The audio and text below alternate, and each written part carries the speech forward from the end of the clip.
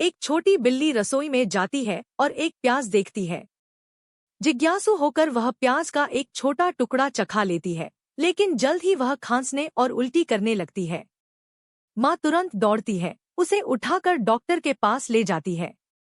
Doctor छोटे बिल्ली को ध्यान से देखती है और दवा देती है।